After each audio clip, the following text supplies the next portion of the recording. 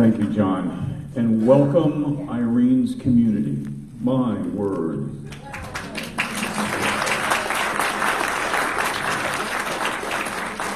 This is an extraordinary point of view. I knew Irene here, and now I see Irene is everywhere. And that's a part of who she was and what we loved about her, and we still love about her. That's a part of what we do. This is a little bit of an outline of the way the next short while will go. Is in a moment I'm going to introduce the Sun City Singers. I think I said the right name, and they will sing Amazing Grace to start us, get us in a good place, to begin to tell Irene's stories. And then I'm going to open the floor up, those of you that wish to come forward, and tell a brief Irene Reed story. Use one of the microphones down here so that we can all hear. Almost all of us think we have a big enough voice to be heard. We do not. And besides, we are getting just a little bit older, and things don't work as well. So if you would use the microphones, that would be helpful for us.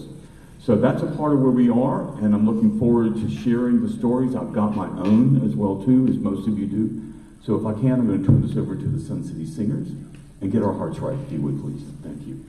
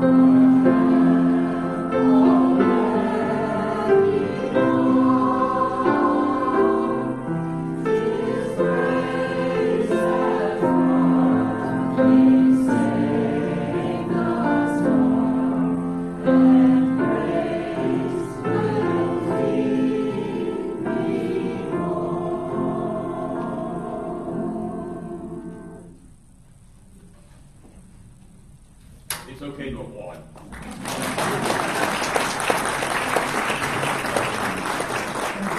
Thank you, seniors. That's absolutely beautiful.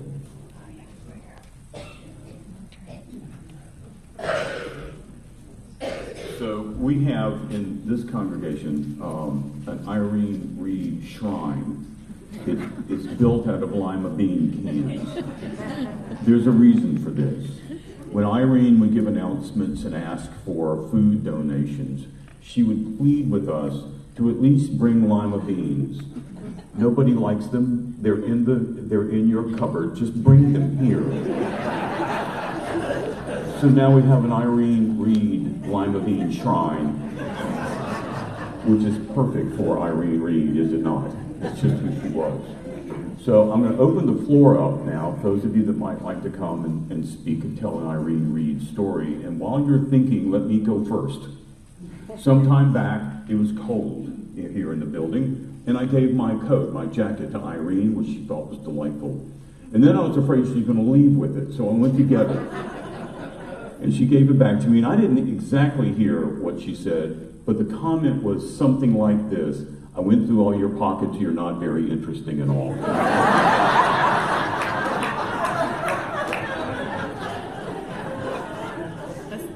Ready, go.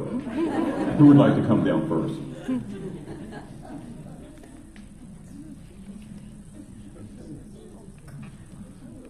Oh, that can't be. Yes, thank you. The one who always talks, and David goes, oh no. Finish. Oh, Irene, how can I explain about Irene? You know, she at the end was in so much pain. And my husband likes to sit way back. Okay, so we're back there, and when he sees that it's Irene's here, because she always lights our chalice, and she climbs those steps and she gets up there and she still does it. But my husband always says, Irene is here. And he's so happy. And it never fails that after the service, everyone's running to get their coffee, and Brian gets at the end of the line for the coffee. So I can't count on him to get my coffee. Because he always goes over to Irene to kiss her. And they were in the community theater together, I forgot, for 5, 6, 7, 8 years, something like that. And before you got too busy directing. And he loved her very much. And then I got to know her, and I loved her also. Very special lady. And sometimes she really goof up there and do this or do that. And as I said, Brian and I are in the back, but we could still see where Charlie sits. And he was always laughing. So she brought joy. And now we're joyful for her memories. And what a strong lady. I could never, ever be as strong as Irene Reed. Going through all that pain, when I get a hangnail, I would not have that ability, I don't believe, to be that strong. Sorry, baby, you'll have to be strong for me.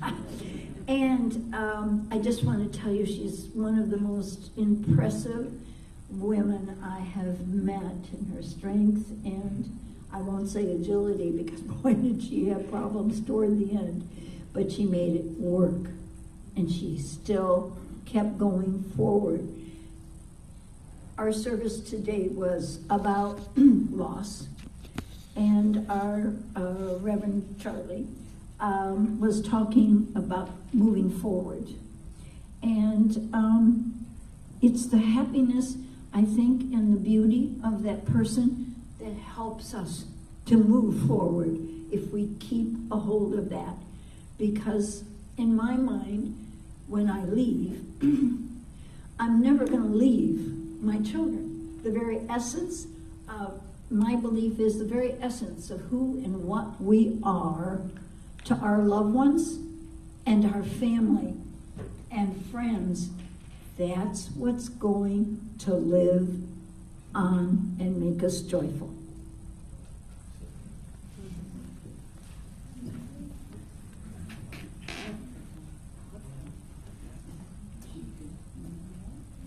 Hi, JJ.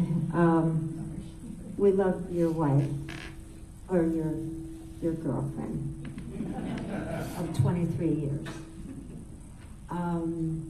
A lot of us know Irene from church, and I can't think of another person that gave me the biggest, brightest smile and the eagerness to hug me tight.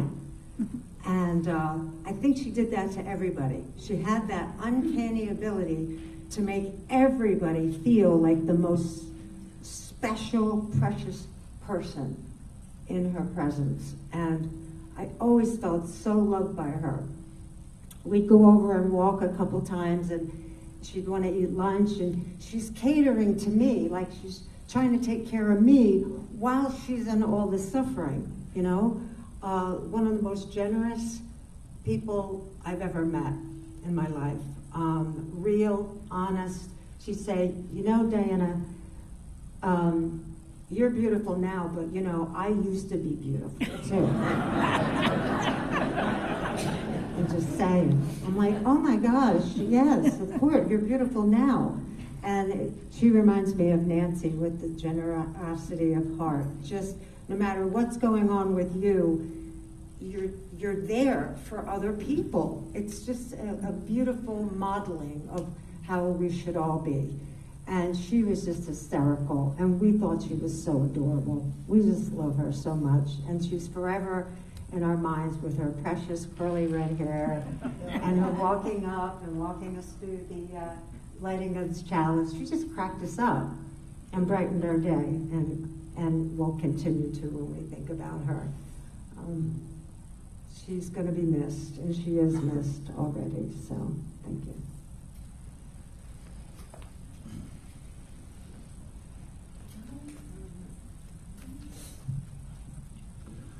My name is George. My wife and I have known Irene for about 14 years.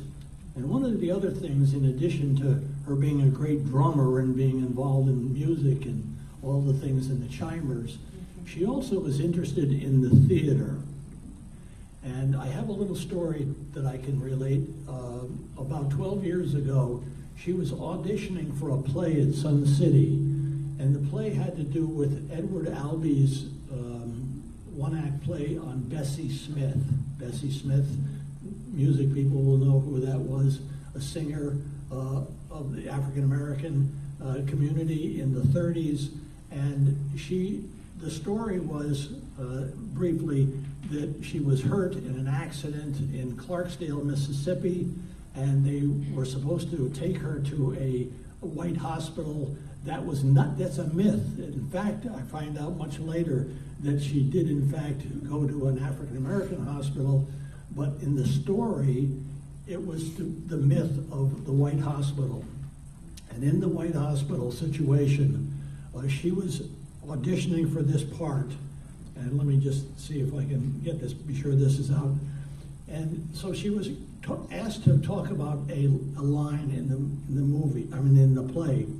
It was, a doctor, we must take care of this woman no matter what her color is. And so she would read this line to me, and I was the doctor on the other side. And her line was, "Doctor, doctor, we gotta do something." And I said, okay, hold on. First of all, you sound like you're right out of Brooklyn. And this is Clarksdale, Mississippi in 1937.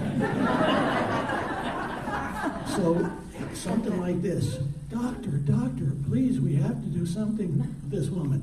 So bless her heart, that was her line that was beginning this audition. We never did the play, but in fact, when I looked up the character in the play, this is what it said about her character to be, and I don't think she ever knew this.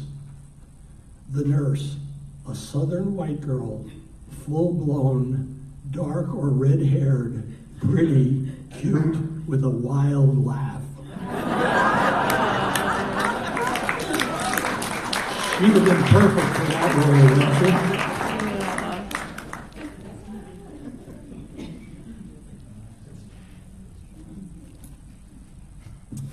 have some words from Betsy Morehouse, who couldn't be here today. Irene. She was compassionate, determined, funny, brave, intelligent, generous, and talented. She loved the theater and everything that went along with it. I spoke to Irene by text or FaceTime almost every day. We were both homebound and a lot of pain. Hers was much worse than mine. We had this metaphor about pushing a grocery cart together when things were really tough. We had lots of groceries in the cart, and it was essential that we were both there to push it. We planned to die at the very same time. I met Irene about 14 years ago when Mike and I first came to Sun City. She was president of a book club that I visited, and we had lunch afterwards and seemed to have much in common. I told her that I had not found my people yet. She said her people were my people, and she was right. Eventually, she brought me to her writers group and her book club, and then to many social events. I finally found my place in Sun City, thanks to Irene. We sat on her bed together and shared our stories. Our relationship was close, open, and accepting. If there was a conflict brewing between us, we talked about it and worked it out. Eventually, Mike and I found UUCL, and in our writers group, I wrote a talk to share at a UUCL service. Irene came to the service to support me as I was nervous at the time. After that, she became a member and came to UUCL as much as possible. Now my people had become her people. The rest is history. The grocery cart has gotten heavier these days, and it's hard to push alone. I miss her.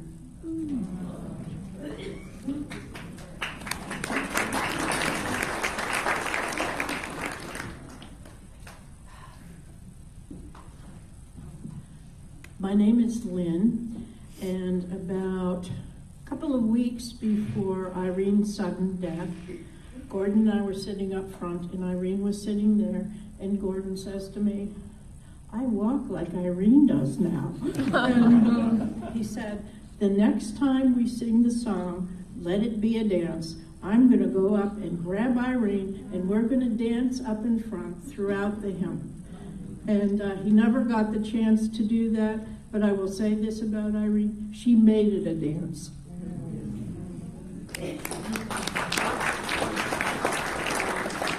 I would like other people at least get up and, I have a big mouth, but anybody that was in the book club, especially those that were president, you want to at least stand. This is the book club, Chapter 3 book club that she founded. So and if you've been in the book club or whatever, please stand, okay?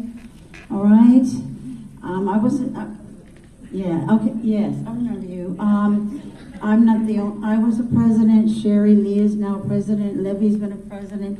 Barbara Reeves could not be here today, but she was, but we, you know what was so great, besides her founding Chapter 3 book club, is that, you remember all the little notes and stuff that she would send to either the president, like me, or she would send out to everybody before we would discuss a book. I mean, they were just, does anybody remember any that she said? I forgot myself. But do you guys remember how she would, you know, and now we don't have that anymore. We just, you know, I can't think of anything, but she would make little notes. Libby, you want to say something, please?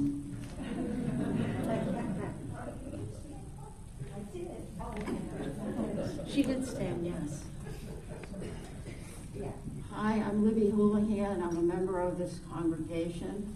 I met Irene when I first moved here at the end of 2011. I joined the Chapter 3 book group. At that time, we had 4 book groups, Sun City book groups, and I read what each one was going to read. And that month, they were going to read Heart of Darkness by Conrad. Who reads Heart of Darkness? Irene was president. It was her choice. I went to the first meeting, and Irene welcomed me as if she had known me forever, as if I had been in that book group forever. I look at my calendar now, There's chapter 3, the third Wednesday,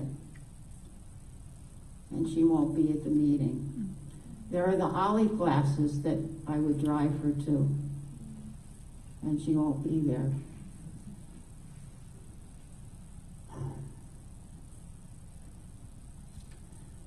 There's the theater subscriptions that we had, M1 and M3. And last month, when the seat was empty, somebody said, "Oh, your husband didn't want to go?" Some of you think I don't have one because he gives away part of it. I said, this seat is Irene's seat. And someone near me happened to know about Irene and the theater group. I said, this is Irene's seat. We've been sitting here for quite a few years together.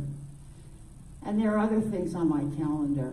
So she's always going to be in my heart. She made me feel so welcome. And something about Irene, she was very smart. And to have someone quote Shakespeare, she and I were both English majors. So it's something about her that just always made for such a wonderful connection, in addition to all of the other attributes about her that you've mentioned. So we're all going to miss her, and I just want to try to be like her. And her sense of humor, she had a lot.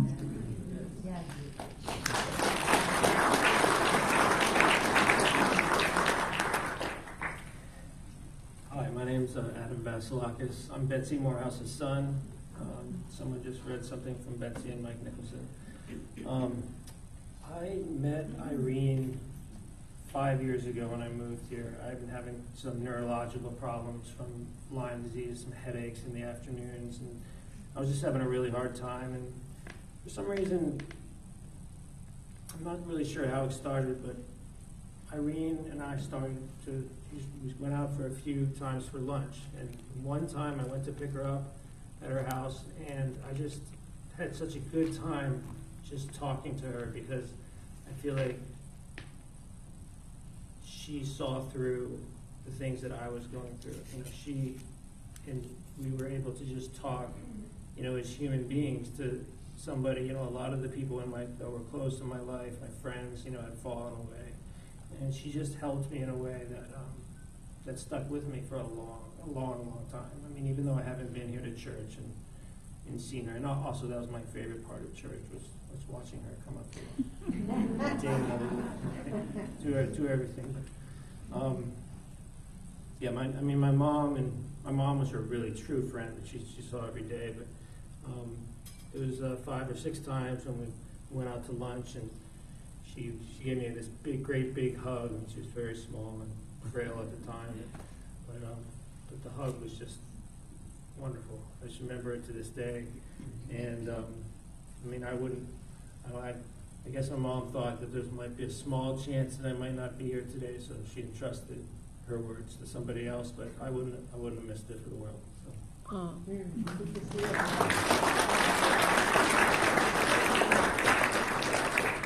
So thank you for the book club, but I'm asking, are there chimers in the room? Would you stand? They're a part of her?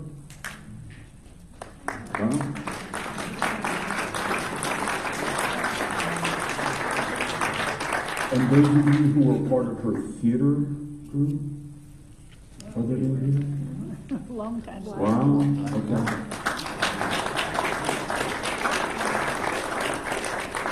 Thank you. JJ, I don't know how you kept up with her. You didn't, did you? Thank you. Yes, sir. My name is Bill Andrus, and I was blessed to know Irene for 15 years. She was a neighbor of mine, and the very first weekend I was there in Sun City, I came to JJ and Irene's house, and she welcomed me like she had known me all my life. And I'd only been there for 2 days. It was marvelous, absolutely marvelous. I remember her in the Follies, where she and I did several of those together.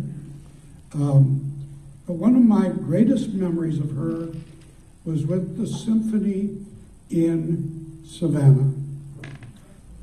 She was the bass drummer, and we affectionately called her Boom Boom, Soul Boom.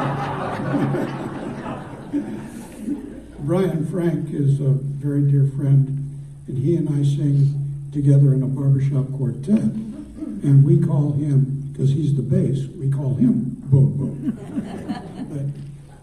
But Irene, she loved whatever she did.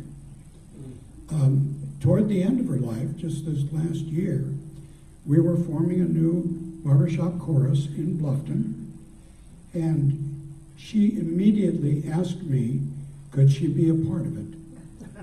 Because it was going to be for men and women.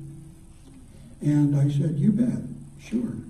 And I used to pick her and Joe Jordan up every Monday night, and we'd go down there, and she tried so hard to sing tenor. She had been singing melody all of her life, and all of a sudden here was a harmony part, but she wanted to do it. And every time I picked her up, she'd give me a kiss, and she'd say, how are you?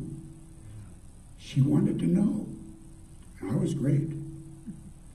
And I just was so blessed to have had this woman in my life for 15 years. Thank you.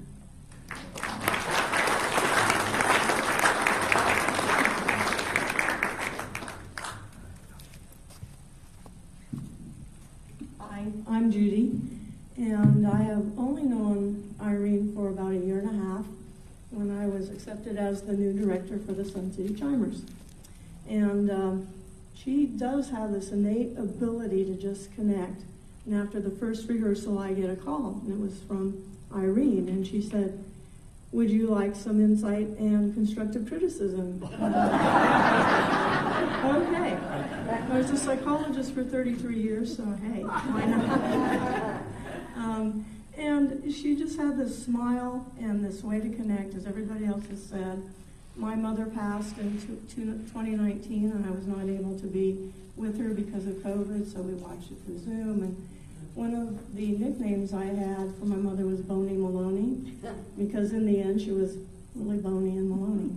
And so when I got back, Irene gave me this big hug, and she said, you can call me Boney Maloney. So I did. The day before she passed, the evening before she passed, she called and she said, I just want to touch base with you. I'll be there in the morning. And I said, look, we're going to accommodate you as much as we can. We'll have a chair for you. She was moving off the rack, which is the big chimes. I don't know how she did that. She had the big bass chimes. And so I was really shocked when I came into Chimers the next Thursday morning and she wasn't with us. Her voice is part of my voices now. And I only knew her for a short time, but she's totally in my heart. Thank you.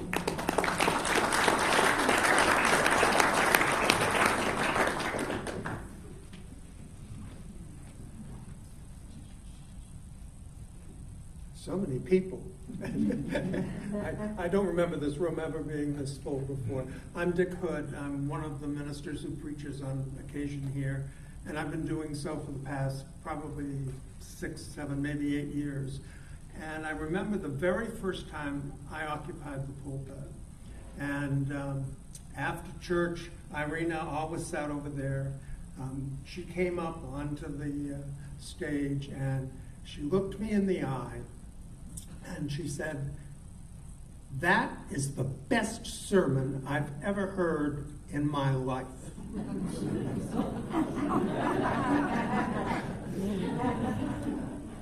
About 3 years later, I was then starting to preach here on a more regular basis.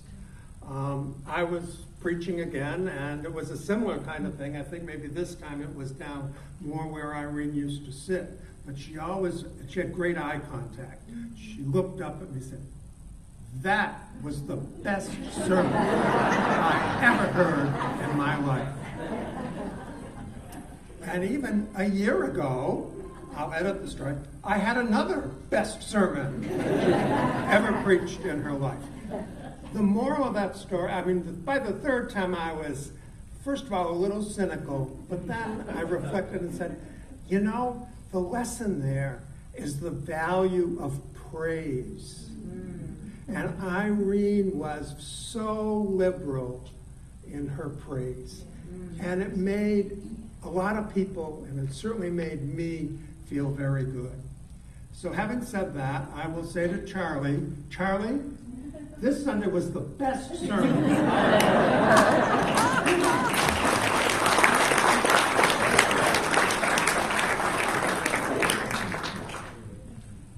Dick, she told me the same thing.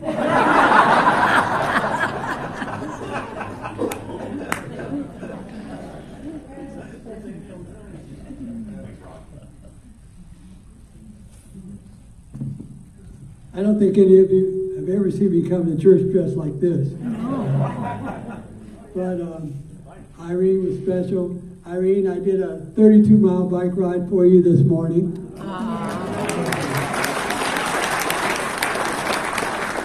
And a lot of the ride was right through Sun City, and I could feel Irene's spirit as I was riding around it on a beautiful day. So I had to comment. I had to be here. Something just brought me here, right from the race. I never went home. I came right here. She was special, and I got a few kisses from her too. So Irene will miss you.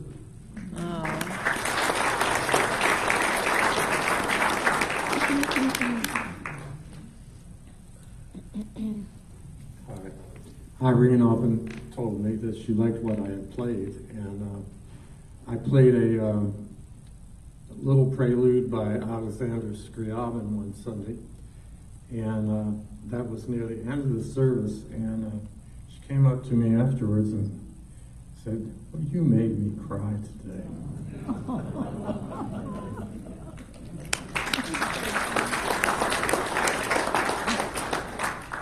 So JJ, I know you have some things to share. Would you like to come up here, or? No. That's fine. Thank you. Boy, you guys are a tough act to follow. And when I was sitting here, and God, oh, I'm sorry, closer. I didn't get an opportunity to turn around and see what a full house there is, and that's really a tribute. Sorry. And a lot of these things that were shared by you all were kind of also surprises for me as our relationship grew. I remember being in Florida in Southwest Ranches, and a friend and a dear neighbor used to out there who is here today. And all of a sudden, things were changing. And here we are in Sun City, and we're sitting having dinner. And she again was always music. She got right involved, even in Fort Lauderdale. And she said to me, now this is what they call horse country. People owned horses, 2, 3, 4, maybe more. We fortunately did not have that gift. But we're sitting having dinner, and she said, part of the conversation was, I've joined a band today. Now, I had no idea that she even played music. And we're a couple of years into the relationship, and I'm saying, well, that's nice. And I'm thinking in my mind as it's racing, is that, you know, horses, and this was a kind of a rural country. I said, she's going to be going to some bar, country western bar, come home with smoke all over and smelling of beer. She never drank, and I'm saying, oh well. And I said, well, what are you going to play? And she said, well, I play a variety of instruments, but I'm going to be, you know, their drummer. And then she told me it was a 110-piece band in Broward County, and more of a classical type of thing. So we got to do that. And that reminds me that at one point, that band was selected by various people. She won the best bass drummer of South Florida. Now, she had no idea that was all that was going on. And there were other people that played beautiful instruments and the same thing from all over. And it wound up, we had to go to a movie theater because it was a big presentation. And long story short was that we all went to 5 countries in Europe. England, and these are places that were outdoors, Germany, what have you. It was just and I said to Irene, I said, honey, you didn't win anything. She said, why? What do you mean? I said, we're going to pay for this trip. Well, guess my insight was there. But what a terrific time we had. What was also, when we were traveling with the band, there were a lot of young folks. And we were someplace that we stopped at, we stopped at an inn overnight. And in the music room, little bar, there was this, they were all in there, was it rapping, doing something with a band, and the music that they were producing. And it was just in there. I went over to one young man and I said, how many instruments do you play? He said, I think 8 or 9. I mean, these people were so gifted. And that was Irene. She also spoke 5 languages. And, we decided one time that we wanted to go to Montreal. Why? Who the hell knows? But we did these things. And we went up to Montreal and we went into a restaurant. And, of course, they weren't the friendliest folks to the Americans, but they were speaking French to Irene, and it was kind of almost surly, like, what the hell do you want type of thing. And she answered them in French. And he said, you speak better French than we do. And they came, we were introduced to the chef. And so, I mean, it was incredible. So the travel was great, made it a lot nicer. But the one common thread that I kind of hear, and I loved all your comments. They were so heartfelt and so real. But one of the common things is that with Irene's pain, it was originally from lupus, and it continued down, and then she had been prescribed some medication that wasn't the greatest. And so there was a lot of pain from that.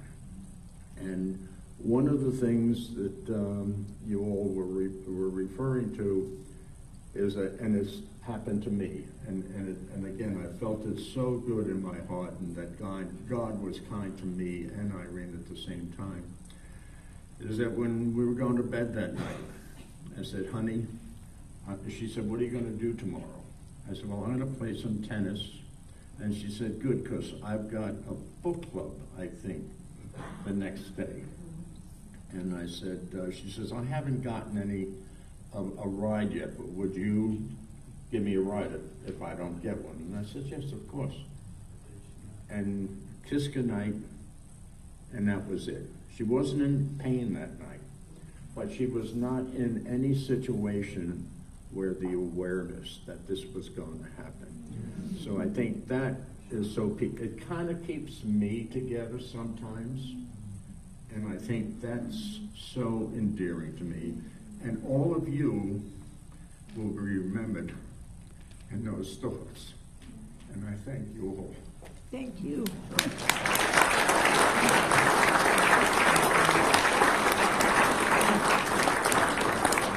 Thank you, JJ. This community stands beside and behind you and moving forward, just so you know. To the singers, if you would please, they're going to bring this service to a close, and so I'm going to turn it over to you now. Oh, and while they're getting lined up, food. There's so much food. So if you would please linger as long as you can. Don't leave here having lost weight, all right?